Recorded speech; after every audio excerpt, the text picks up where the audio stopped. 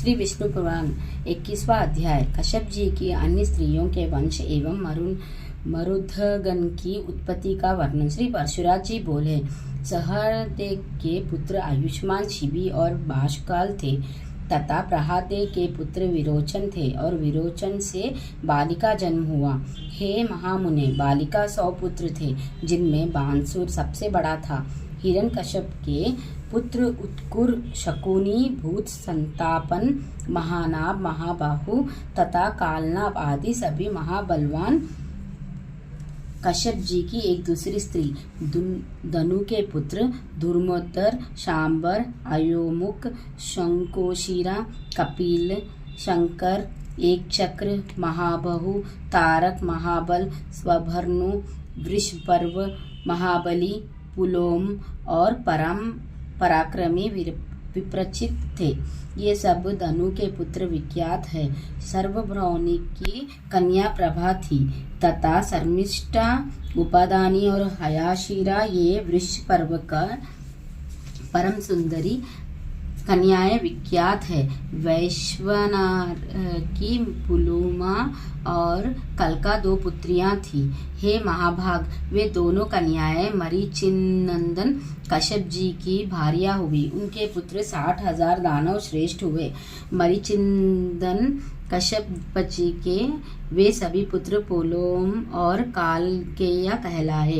इनके सिवा विप्रचित के सिंहाक के गर्भ से और भी बहुत से महाबलवान, भयंकर, अति क्रूर पुत्र उत्पन्न हुए। वे वंश शाल्य, बलवान, नभ, महाबली, वतापी, तमोची, इलवल, कृष्म, अंधक, नरक, कालनाभ, महावीर, स्वभृन और महादैत्य वक्त्रा योधी थे। ये सब दानव श्रेष्ठ धन के वंश को बढ़ाने वाले थे। इनके और भी सैकड़ों हजारों पुत्र पौत्रादि हुए। महान तपस्वियों द्वारा आत्मज्ञान संपन्न दैत्यावर प्रहलाद जी के कुल में निवात कवच नामक दैत्य उत्पन्न हुए।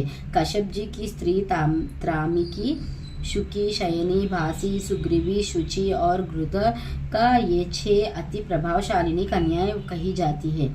शुकी से शुक, अलुक, उल्लुक एवं उल्लुकों के प्रतिपक्षी काक आदि उत्पन्न हुए तथा शयनी से शयन, बाज, बासी से बास और गृदिद्रिका से गृदों का जन्म हुआ।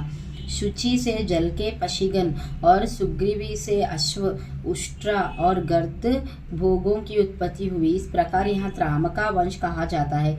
विनाता के गरुड़ और अरुण ये 2 पुत्र विख्यात है। इनमें पशियों में श्रेष्ठ सुपर्ण गरुड़ जी अति भयंकर और सर्पलोक खाने वाले हैं। ब्राह्मण सुरास से सहस्त्र सर्प उत्पन्न हुए, जो बड़े ही प्रभावशाली, आकाश में विचरने वाले, अनेक शिरों वाले और बड़े विशाल काया थे।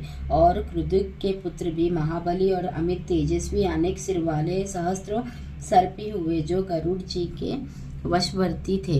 उनमें से शेष, वासुकी, तक्षक, शंखश्वेत, महापद्म,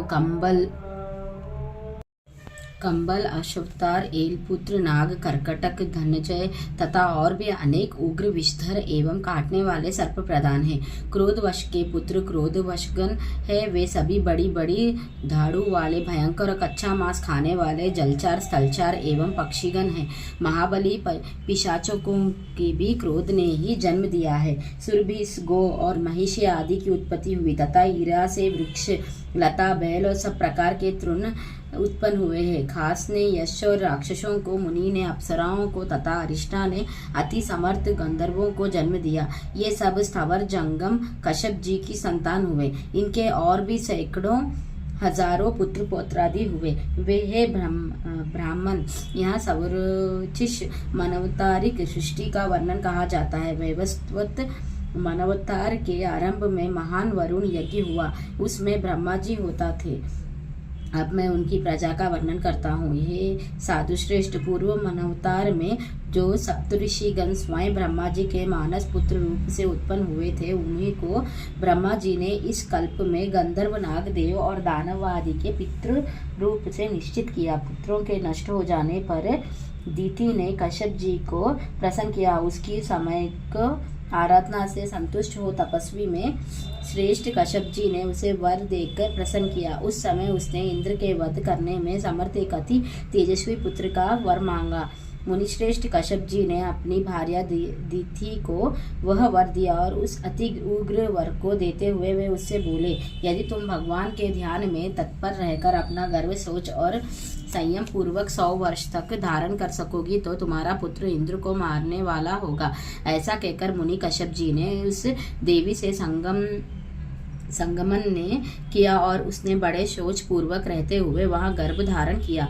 उस गर्भ को अपने वधक कारण जान देवराज इंद्र भी विनय पूर्वक उसकी सेवा करने के लिए आ गए। उसके शोच में कभी कोई अनंतर पड़े नहीं देखने की इच्छा से इंद्र वहां हर समय उपस्थित रहते थे। अंत में 100 वर्ष में कुछ ही कमी रहने पर उन्होंने एक अंतर देख ही लिया।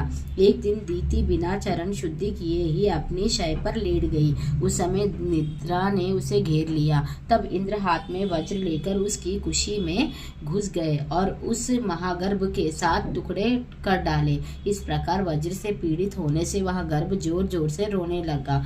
इंद्र ने उससे पुनः पुनः कहा कि मत रो, किंतु जब वह गर्भ 7 भागों में विभक्त हो गया और फिर भी ना मरा तो इंद्र ने अत्यंत कोपित हो अपने शत्रु विनाशक वज्र से एक एक के 7 टुकड़े और कर दिए। वे ही अति वेगवान मारुत नामक देवता हुए।